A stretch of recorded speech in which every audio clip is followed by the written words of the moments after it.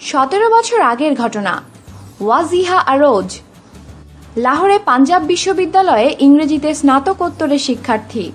Class থাকত সন্ধ্যায়। নিয়মিত ক্লাসে যান, পরীক্ষা দেন। নির্ধারিত সময়ে পরীক্ষার ফল প্রকাশ হলো। দেখা গেল তিনি অনুত্তীর্ণ, কারণ তিনি একটি পরীক্ষায় অনুপস্থিত ছিলেন। কিন্তু এটি কিভাবে সম্ভব? নিজের কাছেই প্রশ্ন আরোজের, কারণ তিনি সব পরীক্ষাই দিয়েছেন।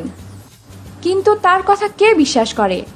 বিশ্ববিদ্যালয়ের একজন কর্মকর্তা আরোজের বাবাকে ডেকে বলেন, তিনি সম্ভবত মেয়ের কর্মকাণ্ড সম্পর্কে খোঁজ খবর রাখেন না, আর মেয়ে পরীক্ষার সময় কোথায় ছিল তা খোঁজ নিতেও পরামর্শ দেন।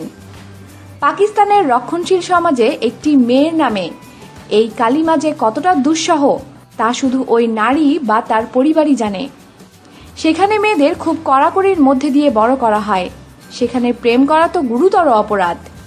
আর আরজ যদি কোথাও একা গিয়েও থাকে, তাহলে অনুমান করা হচ্ছিল সেখানে নিশ্চয়ই কোনো পুরুষ ছিল। পরীক্ষায় অনুপস্থিত থাকার খবর মুহূর্তেই পৌঁছে যায় তার পরিবার ও সহপাঠীদের কাছে।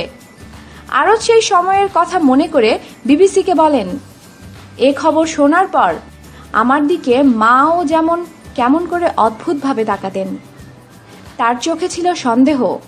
আমার ঘনিষ্ঠ স্বজনেরা বারবার আমার কাছে জানতে চায় আমি কেন পরীক্ষা দেইনি।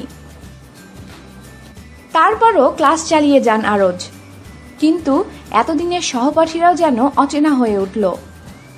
সুযোগ পেলেই তারা টিটকিরি করত।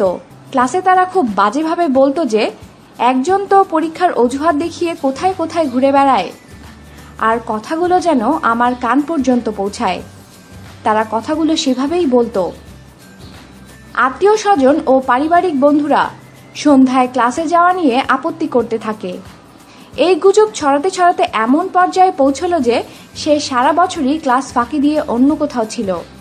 আরজ বলেন, এক সময় আমি এতটাই হতাশ হয়ে পড়েছিলাম যে আত্মহত্যা করব বলে ভাবছিলাম। তারপরও দমে যাননি আরজ। তিনি বিষয়টি নিয়ে লাহোর হাইকোর্টের দ্বারস্থ হন। তার পরিবার তাকে সমর্থন দিয়েছে। আর তার বাবা, যিনি একজন অবসরপ্রাপ্ত বিচারক কিন্তু বর্তমানে আইনজীবী হিসেবে কাজ করছেন, তিনি মেয়ের হয়ে লড়েছেন। বিষয়টি আদালতে ওঠার 4 মাস পর বিশ্ববিদ্যালয় কর্তৃপক্ষ তার পরীক্ষার খাতা আদালতে উপস্থাপন করেন।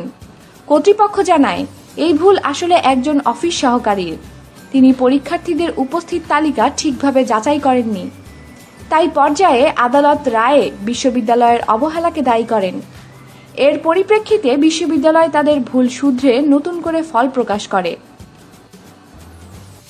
কিন্তু এতদিন আরজের যা ক্ষতি হওয়ার তা হয়ে গেছে। তিনি বলেন, আমার চারপাশে যাদের মধ্যে আমি ছিলাম তাদের কাছ থেকে সেই সম্মান ফিরে পাওয়া খুব কঠিন। তাই তিনি তার সম্মান ক্ষুণ্ণ করার জন্য বিশ্ববিদ্যালয়কে দায়ী করে মামলা করেন। আদালতের রায়ে আরজের পক্ষে গেলেও তাকে নিয়ে যখন এ গুজব ছড়িয়ে পড়ে, তখন তার পরিবার ভয় পাচ্ছিল মেয়ের ভালো বিয়ে হবে তো। তাই যত দ্রুত সম্ভব তারা মেয়ের বিয়ের সিদ্ধান্ত নেন। আরজ বলেন, তার পরিবার প্রগতিশীল হলেও তারা যে সমাজে ছিল তা ছিল রক্ষণশীল। পরীক্ষা শেষ হওয়ার 4 মাস পরেই তার বিয়ে হয়ে যায়। এ প্রসঙ্গে আরজ বলেন, আমার পরিবার মনে করল দ্রুত বিয়ে হয়ে যাওয়াই ভালো, তাহলে আমাকে আর বিশ্ববিদ্যালয়ে যেতে হবে না। মানুষের কাছ থেকে বিব্রতকর প্রশ্নও শুনতে হবে না আমাকে। আরজের স্বপ্ন ছিল সিভিল সার্ভিসে কাজ করবেন, কিন্তু তার স্বপ্ন অধরাই রয়ে গেল। অথচ তার 2 বোনের একজন পড়াশোনা করছে, একজন বিচারিক কর্মকর্তা হিসেবে কাজ করছেন। বিয়ের কয়েক বছর পর আরজ মেয়েকে নিয়ে স্বামীর সঙ্গে কানাডায় পাড়ি জমান। এখন তাদের আরও 2 সন্তান রয়েছে। আরজের আর পড়াশোনা করার সুযোগ হয়নি, তবে তিনি সুখেই আছেন বলে জানান। আরজের বাবা সগীর মোহাম্মদ বলেন, বিশ্ববিদ্যালয় কর্তৃপক্ষ উচ্চ আদালতে আমার মেয়ের মামলাটিকে চ্যালেঞ্জ করতে তা টানতেই থাকে। যুক্তিতর্ক শেষ করতেই কেটে যায় 5 বছর, আর বাকি সময়টা বিশ্ববিদ্যালয় কর্তৃপক্ষ নিজেদের পক্ষে প্রমাণ জোগাতে থাকে। গত বছর লাহোরে একটি দেওয়ানি আদালত বিশ্ববিদ্যালয় কর্তৃপক্ষকে 8 লাখ রুপি ক্ষতিপূরণ দিতে নির্দেশ দেন। বিশ্ববিদ্যালয় এই রায়কে চ্যালেঞ্জ করে। এরপর এই মাসের শুরুর দিকে আপিল আদালত তা বহাল রাখেন। এ রায়কে চ্যালেঞ্জ করতে চাইলে বিশ্ববিদ্যালয় কর্তৃপক্ষের সে সুযোগ এখনো রয়েছে। বিশ্ববিদ্যালয়ের একজন মুখপাত্র খুররম শেহজাদ বিবিসিকে বলেন, মামলাটি যেহেতু অনেক পুরনো, তাই বিশ্ববিদ্যালয় প্রশাসন প্রথমে রায়ের বিস্তারিত দেখবে। আমরা যদি দেখি যে প্রার্থীর আবেদন সঠিক, তাহলে আমরা অবশ্যই আদালতের রায় বাস্তবায়ন করব। আর যদি বিশ্ববিদ্যালয় সঠিক হয়, তাহলে আমরা আইনের জায়গা থেকে পরবর্তী পদক্ষেপ নেব।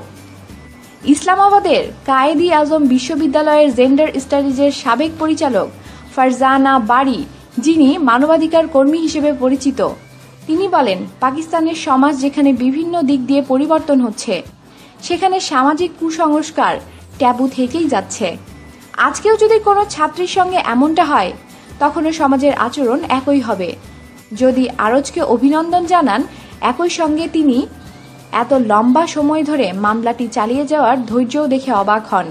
তিনি বলেন, বেশিরভাগ ক্ষেত্রেই সাধারণত বিচার বিভাগের ওপর মানুষের আস্থা থাকে না, অথবা অল্পতেই তারা হাল ছেড়ে দেন।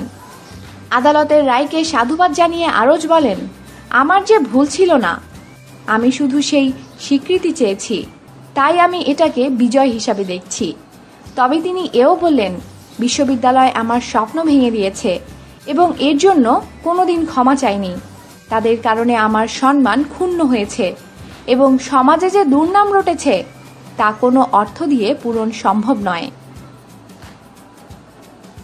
আমাদের সাথেই থাকুন আর অবশ্যই সাবস্ক্রাইব করুন।